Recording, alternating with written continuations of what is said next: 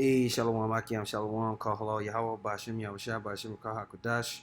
Send double honors to the apostles and elders of Great Millstone. Send much peace, love, and salutations to Yakim out there pushing the word sincerity and truth. This is Brother Ariala. And this is just going to be like a real brief Algo update. I just wanted to send it around China and some of the things that's going on in China. Brother Tazama put me onto this video here with talking about the Beirut blast and some interesting information that Kim Iverson kind of has gone through. I wanted to touch on that. I wanted to touch on some information that AMTV kind of went into, and just go from there. And just to give brothers, a quick update on the kind of like the geopolitical, geoeconomic realm. So I'm gonna play clips from this. Go through a couple of scriptures, scriptures that we know, and then touching on that. Right now, what we see is China really is just expanding and doing what they've been taught from the West. They have built a global manufacturing infrastructure around the world that they can put cheap labor and build out goods and services really easily and really cheaply. They have taken their knowledge from what's been going on in these new 4G markets with FANG stocks, Facebook, Apple, Google, Netflix, and they've just taken that mindset and said we're going to set up and we're going to be ready for this new economy that's going to emerge with 5G and everything that's coming, and we're going to be at the forefront of it. And because they have the type of government they have, they've been able to move forward in a very powerful manner. So, but it's going to cause conflict, with all of these different central banks trying to control the world. It's just going to cause conflicts between all of these different elite families. And that's what we're seeing. We're seeing a lot of posturing. We're seeing China go out in the South China Sea and shoot missiles. We're seeing the United States team up with Taiwan to say, hey, we got your back. And then even in this Beirut situation, with how trade routes are being disrupted, we can see that a larger conflict is at hand. So, no further ado, let's get it. You know what? Let's start with 2nd Ezra 15:46. And thou, Asia, that art partaker of the hope of Babylon, and art the glory of her person, woe be unto thee, thou wretch, because thou hast made thyself like unto her, and hast decked thy daughters in whoredom, that they might please and glory in thy lovers, which have always desired to commit whoredom with thee. And thou hast followed her that is hated in all her works and inventions. Therefore saith the Lord, I will send plagues upon thee, widowhood, poverty, famine, sword, and pestilence, to waste thy houses with destruction and death. See, China's going to suffer a similar fate as America because they are partakers. They've drunken down that wine, the wrath of fornication. And because they've done that, they're going to basically receive the righteous indignation from the Heavenly Father as well. And you see how COVID-19 is affecting China. You see, they're having issues with storms and famine, and now it's going to turn into an all-out war. They're going to be brought down into the valley of Jehoshaphat as well and be caught up in those regional conflicts because of all of the alliances that they've made to try to bolster their economy. They're going to be forced into the regional conflicts that's affecting the Middle East. And, they're going to suffer destruction as well, Verse 50 says, and the glory of thy power shall dry up as a flower. The heat shall arise that is sent over thee.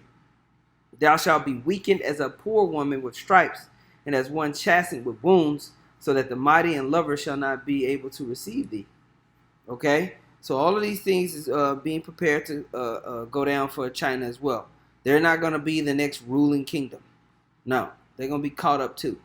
So I'm going to play this. I'm going to start it over, and we'll get some info off of that. There's too much information to pack into this thing. So in some aspects, I'm not going to go into a lot of detail. There are some things I'm going to mention in this video that I've already gone into detail in previous videos, and there might be some things that I'll do in subsequent videos. So this is going to be, I'm going to just try to connect all the dots for you as to what I think really went on with that explosion in Beirut. What is the truth? So let's go ahead and get started on this. Now, I am going to assert that the explosion in Beirut was an act of sabotage, and that the act of sabotage was not for the reasons you might think. Now, many think it was Israel trying to secure its interests, and they might have helped. They might have even been the ones to pull it off, because they do have something to gain in trying to limit Iran and Hezbollah's influence in the country, but their interests were not the primary reason. Instead, the act of sabotage was an attempt to stop Chinese expansion. In fact, I'm also changing my mind about the mysterious numerous acts of sabotage that have been happening in Iran. I did a video saying that all of the numerous fires and explosions that have been going on throughout Iran's various different military installations, ships, ports, nuclear facilities, oil and gas pipelines. I thought that it was Israel trying to bait Iran into war in order to destabilize them and gain influence in the region. And again, they might be the ones pulling it off or helping, but I no longer think their interests are the primary focus. Instead, I think the primary reason... Definitely the state of Israel's interests are the primary focus, just because the state of Israel is... They run the background for a lot of these nations, even China. And so their hand is playing both sides, the state of Israel. It's not just one-sided, okay? It's a multifaceted algorithm where these so-called Jews are playing both sides very, very well. So they are destabilizing Iran.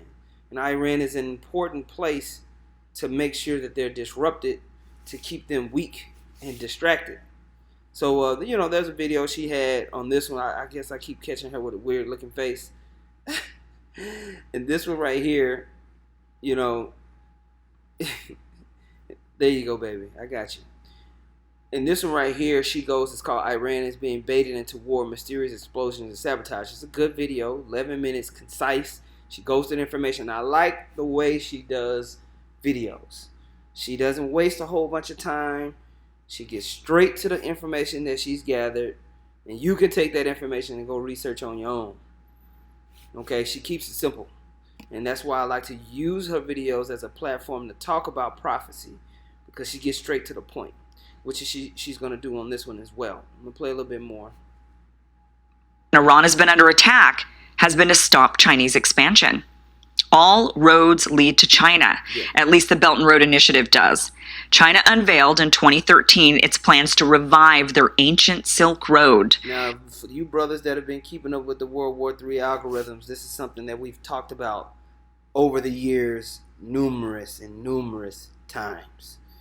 And how when you start to mix currency and trade wars, it leads to real wars. And this has been classic through all antiquity.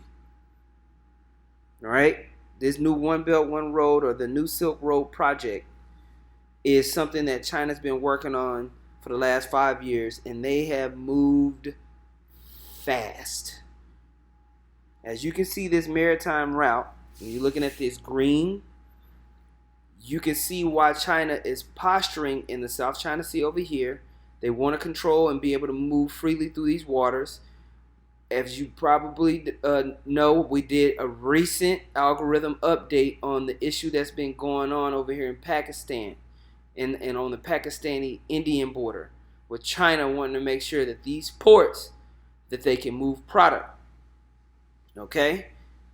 Over here, recently, China has been basically making sure that they have control over these ports over here in Africa, sending out loans, and now these guys are underneath these loans. Okay? I said Pakistan-Indian border. I'm sorry, the Chinese-India border. Okay? Moving up through these waters, and you can see that this is a critical move right here. All right? Right now, you have issues going on between Turkey and Greece, and all other types of issues. They've been making all types of deals, making sure that they have agreements with these nations, and this is in conflict with the current World Trade Organization trade routes, Edomite trade routes. So Esau and Moab, who have always been trade partners and dealt with each other, are about to be in a house divided against each other when it comes to trade and currency. and it will lead to conflict. It is leading to conflict. Their vision is to connect a land and sea route around South Asia into Africa, up the Red Sea and the Suez Canal, into the Middle East, and onward into Europe. From there, the land route would go through Europe, into Russia, down through Eastern Europe, into the Middle East, through Iran and Central Asia, back into China. There's another smaller trade route that's being developed and was announced between China and Pakistan that goes through Pakistan-controlled Kashmir. So, why do I think the recent smaller explosions in Iran and the massive one in Beirut are to stop Chinese expansion? Well, it's not the only area this sort of sabotage is happening, and I'm going to get into that. We're going to connect all the dots. But China has been a rising nation for the past 20 or so years. Everyone has expected China would rise to become a world power. The thing is, they have been rising much faster than anyone anticipated. I think the advent of technology mixed with them being an authoritative nation that doesn't deal with one of the downfalls of democracy, which is needing to gain consensus and going through some red tape in order to make decisions. So because they've been able to avoid that, they've been able to rapidly. In 2013, when they announced their Belt and Road Initiative, it became clear they were on the fast track to world dominance. And this was very scary for the U.S. and the West in general. And historically... See, and this is where it talks, what we mentioned here in 2nd Ezra, the 15th chapter, how basically they're trying to do the same thing as Babylon, right? They're a partaker of the hope of Babylon, which is that domination, that world domination. Even when you read in Job, the 20th chapter, these nations are going to come up against the beast system, okay? Okay? And so what we see is these elites trying to basically solidify this market of beast system. But you have these geoeconomic and geopolitical tumults and wars happening between these nations because it takes cooperation with the beast for this to happen. But the nations are angry, the nations are mad, so it's just causing more and more strife. Right? When you go to Job 20:12, it says, though wickedness be sweet in his mouth, though he hide it under his tongue, though he spare it and forsake it not, but keep it still within his mouth, yet his meat in his bowels is turned, it is the gall of asp within him. He hath swallowed down riches, and he shall vomit them up. The Most High shall cast them out of his belly. And he shall suck the poison of asp, the viper's tongue shall slay him. He shall not see the rivers, the floods, the brooks of honey and butter. That which he labored for shall he restore, and shall not swallow it down according to his substance shall the restitution be. He shall not rejoice therein, because he hath oppressed and hath forsaken the poor, because he hath violently taken away an house which he builded not. Surely he shall not feel quietness in his belly. He shall not save that which be desired. And you can read about that also in Habakkuk, the 2nd chapter, but how they've been able to take over all the natural resources of the world, put everybody underneath their foot, is going to cause worldwide turmoil in World War III. And China's going to be caught up in that, and they're going to get hit pretty bad too. Rather than aggressively compete, the strategy has been to kneecap the competition. The U.S. and the West in general really waged a 50-year Cold War against the USSR to stop Soviet expansion. It was the number one focus of U.S. foreign policy from the 40s to the 90s. The U.S. waged numerous proxy wars and allowed thousands upon thousands of U.S. soldiers' lives to be lost and many more foreign lives lost in an effort to stop Soviet expansion. And the thinking was, if the Soviets expanded their influence around the world, they would become the world power and we would be at their mercy. So we did everything we could to stop their expansion, including wage proxy wars in Vietnam, Korea, Afghanistan, Iran, Malaysia, Algeria, all throughout Central America, Congo, Cuba, etc. We went all around the world trying to stop the Soviets. Now that China has become an increasing threat, it's looking like we might be using the same tactics. So let's go ahead and start with Lebanon, Beirut, and work our way backwards. Now, last week, an explosion of nearly 3,000 tons of ammonium nitrate leveled the port in Beirut, killing around 200 people, injuring thousands more, and leaving even more homeless. It was discovered that the ammonium nitrate was taken from a ship and had been sitting at the port for nearly 6 years. Now, ammonium nitrate doesn't spontaneously combust. It has to be ignited. So the question is, what was the spark?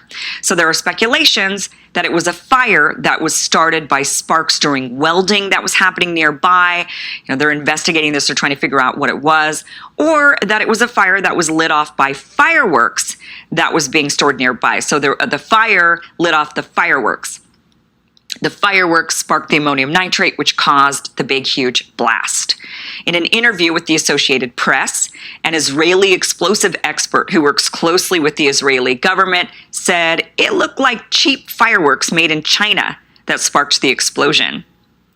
Over the past several months, numerous reports have been coming out saying the Chinese government was striking a deal to add Lebanon to its Belt and Road Initiative. That China had been trying to land Beirut for years because the Middle Eastern port would be an incredibly strategic location for the trade route. The port would allow China to then create a direct rail link from Beirut to Damascus, through Iraq, and into Iran and onward. So the port in Beirut is incredibly strategically important to the Chinese initiative. They need that port. They also need the Lebanese government to be friendly. So if the Lebanese people think it was cheap Chinese fireworks that caused the explosion, they're a lot less likely to be welcoming of Chinese imports. Plus, with the calls for a revolution, the prime minister stepping down after the blast, we can assume the deal with China was that they were in the process of making now is probably on hold at best. So there will be a full court press attempt, I'm sure, by Western and Israeli leadership to get Western and Israeli friendly leadership in power in Lebanon. Israel immediately rushed to the country's aid, likely to try to gain influence within the new government. But so is China. So we're going to see how this all plays out. Now, China would have to rebuild that port. They're very strategic, important port. They would have to spend now an unknown amount of money, billions of dollars, to rebuild something that they otherwise would not have had to invest in. So this was a real way to really stick it to China. So if I had to bet, I would say that Israel's Mossad, alongside the CIA, lit off those Chinese fireworks that caused the explosion. And Israel definitely has something to gain, but it was mostly to stop Chinese from gaining that incredibly important foothold in the Middle East. So this takes us to Iran. Now, Iran has seen a series of mysterious explosions and fires targeting their military installations, nuclear power sites, gas pipelines, medical facilities, ships and ports, and industrial manufacturing facilities throughout their country. Now, at first it looked like Israel was attempting to bait Iran into war, but, Iran never falls for these antics, and the tactics were somewhat odd. There have been many of them since June, dozens, in fact, and the targets have been all over the board in regards to types of facilities. It's odd until you examine the deal that Iran and China just struck and announced in mid-July. So all of this stuff is popping off. All this stuff is getting ready to be geared up. That's why you're seeing the United States come with so much propaganda and aggression against China. But it's going to lead into war. All right? And that's why we've seen so much disruption happen in Iran. They're trying to disrupt all of these different trade, economic, and political agreements that are being established for control. China has agreed to invest $400 billion in phase one in Iran to help build up its infrastructure, specifically in its energy sectors of power, oil, and gas, and investments in transportation and manufacturing sectors. The deal also has a military cooperation component. So basically, it encompasses all the types of facilities that have mysteriously exploded or gone up in flames in Iran. And knowing these facilities that have mysteriously exploded or caught on fire in both Iran and Lebanon are the very facilities Beijing is interested in for their Belt and Road Initiative leads me to believe it's much more than just a coincidence, but an act of intentional sabotage in an effort to halt Chinese expansion. The Middle East isn't the only target to halt China's initiative. When we look at the map of the Belt and Road Initiative, you can see that it's not much of a belt nor a road unless China can get out of China. It needs to travel through Southeast Asia on the water route, and it needs to travel through Central Asia for the land route. So China announced their plans in 2013, and yet, interestingly enough, when you look through Southeast Asia, there's been an alarming rise of Islamist activity and terrorist attacks throughout Southeast Asia since 2015. Now, this is one of our age-old tricks against the Soviets. We armed, promote, and stuck Islamist extremists right at their border in order to keep them busy fighting terrorists. China's Belt and Road goes right into Southeast Asia, into Indonesia, Malaysia, Sri Lanka, and Burma, right where there's been a serious uptick in Islamist movements. Along the land route, China needs to get out of its own nation by crossing through the Xinjiang region, where many of you heard about the Uyghur issue. What's less commonly known is China claims their beef with the Uyghurs isn't their Muslim religion. They have other areas in China that are Muslim majority where they're not having any problems. China's beef is specifically a separatist movement that has gained ground within the Uyghurs to create what's called East Turkestan. Now, interestingly, the government in exile of East Turkestan is headquartered in none other than Washington, D.C. The separatist movement is fairly... Look at this, bro. They funded and created a proxy army in China, and they calling themselves East Turkestan. Got a national anthem, everything. You can't make this stuff up. You cannot make this stuff up. Jeremiah chapter 51 verse 7, Babylon have been a golden cup in the Lord's hand that have made all the earth drunken. The nations have drunken her wine. Therefore the nations are mad. Okay? The nations are mad. And it's not going to stop until the Most High gets the job done he wants. Gets the job done that he wants to be completed. All right? To make a fool of, to make into a fool, to act madly, act like a madman. That's what's happened to these nations. Because they bow down to the image of the beast, they've been put into a situation where they're compromised. And now these nations are trying to build up their own infrastructures and do their own thing. And they're going to fight. All right? They're going to want to fight. And that's what's going to happen, man. A fight. New. It first started in the early 2000s, like many Islamist uprisings, and it's been able to gain ground year after year. Now, it is a very conservative, fundamentalist movement that seeks to create a nation similar to the Taliban in Afghanistan. I did an entire segment explaining in detail the Uyghur issue, so I'm not going to go into it fully here. So I'd encourage you to watch that video. But I will say that the only nations against China's methods of attempting to squash this fundamentalist movement are Western nations. So we're the ones that have been calling them out, saying this is concentration camps, this is genocide, these are human rights abuses. Interestingly, most of the Muslim majority nations, including Saudi Arabia, who is largely responsible for the rise of this ideology to begin with, as well as Egypt, Yemen, the Emirates, Morocco, Algeria, and about 40 other countries, have actually made statements supporting China in what they're calling their anti-terrorism strategy. Right. So, basically that goes into how China is establishing this One Belt, One Road movement and how it's causing tumults within the United States and some of the Western countries that are trying to keep the power. But this is all a part of the overall algorithm leading into World War III, because this One Belt, One Road is located all around basically this whole region around the world. You know what I'm saying? It's causing conflicts everywhere, man. It's causing conflicts in all different types of places. Ain't no getting around it, bro. Ain't no getting around it.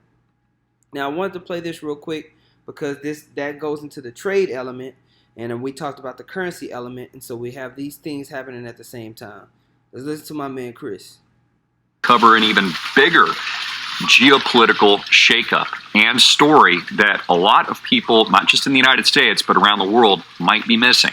I've been talking about this for over a decade, but now it is official. China and the Chinese government, Mr. XI, has declared the new digital yuan world reserve currency, challenging, I'm talking about this for a very long time, the United States dollar. So I'm going to get into that.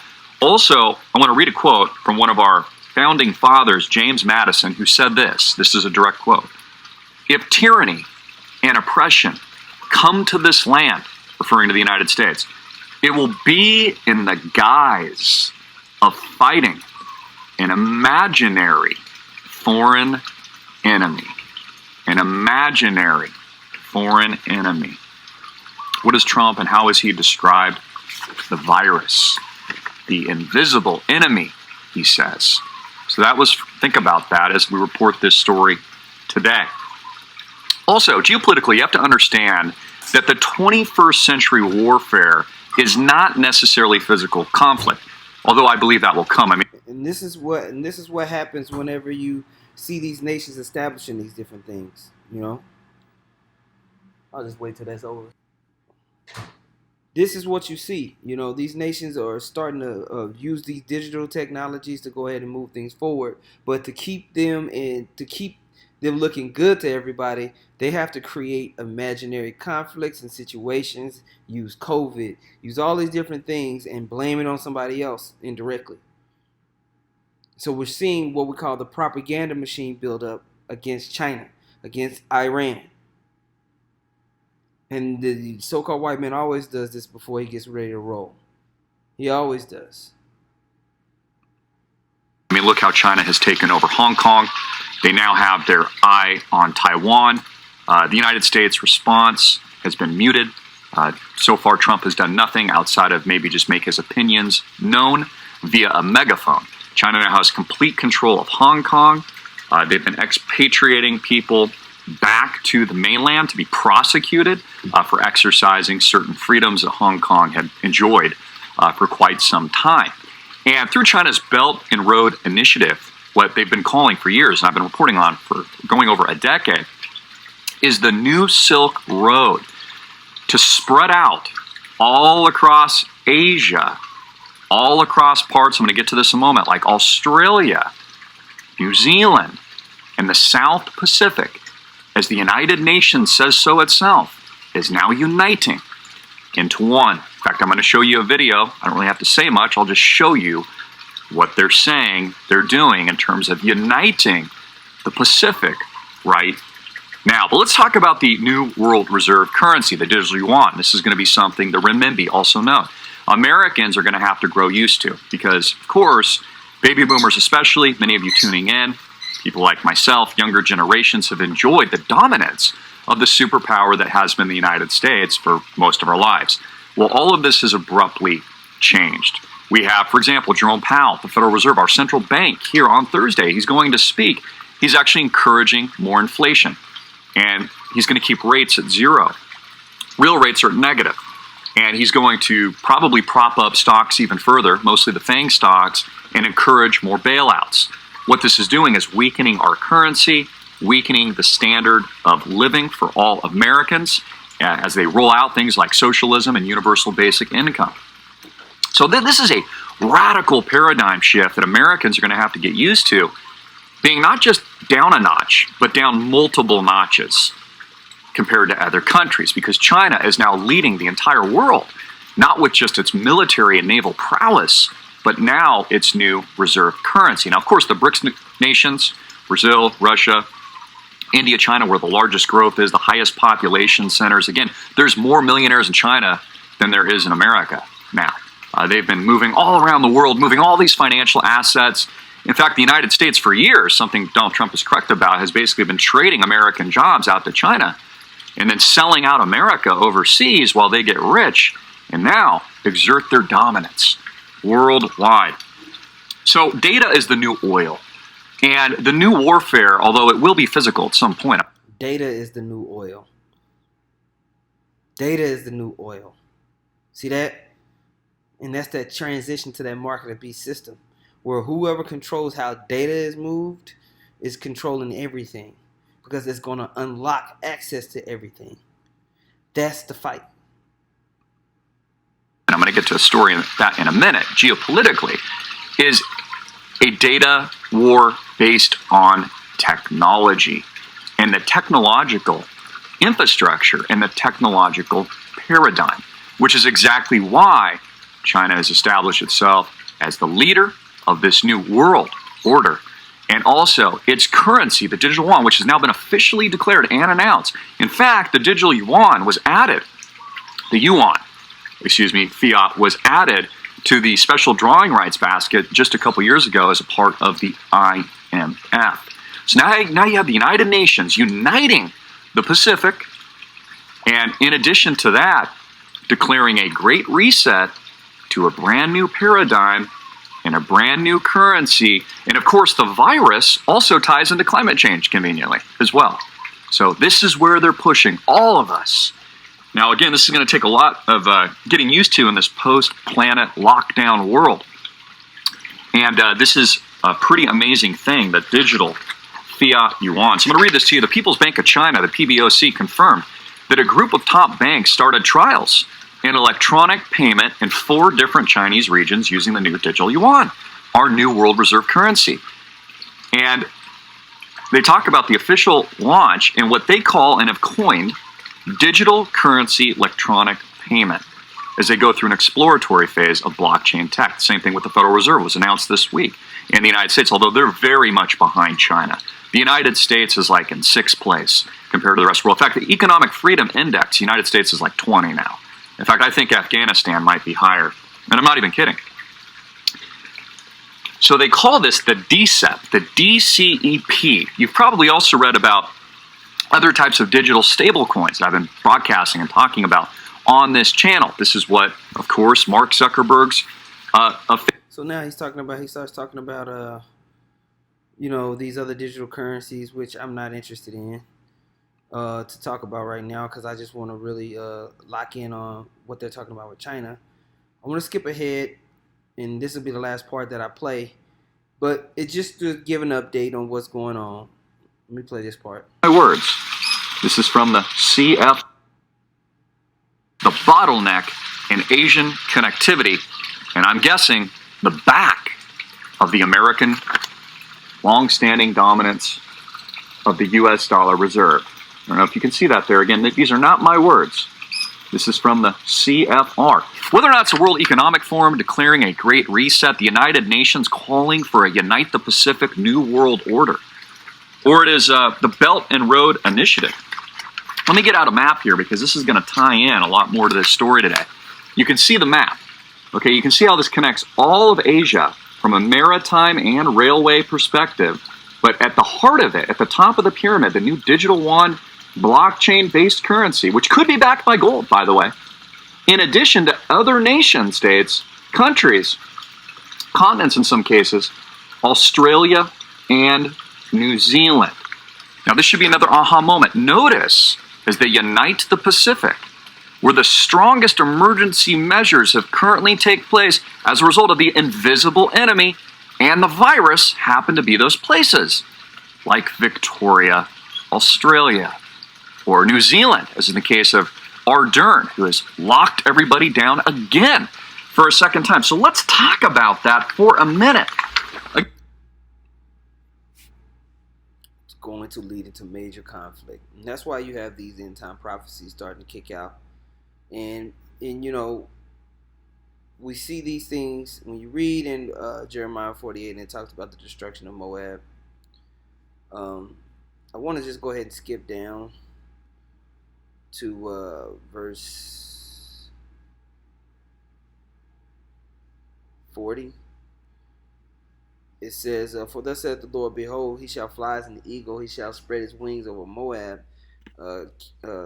Kirioth is taken, and the strongholds are surprised, and the mighty man's heart in Moab at that day shall be as the heart of a woman in her pain. See how it's likened unto Esau, how it's likened unto Babylon." Same thing. "And Moab shall be destroyed from being a people, because he hath magnified himself against the Lord. Fear and the pit and the snare shall be upon thee, O inhabitants of Moab, saith the Lord. He that fleeth from the fear shall fall into the pit, and he that getteth up out of the pit shall be taken in the snare. For I will bring upon it, even upon Moab, the year of their visitation, saith the Lord.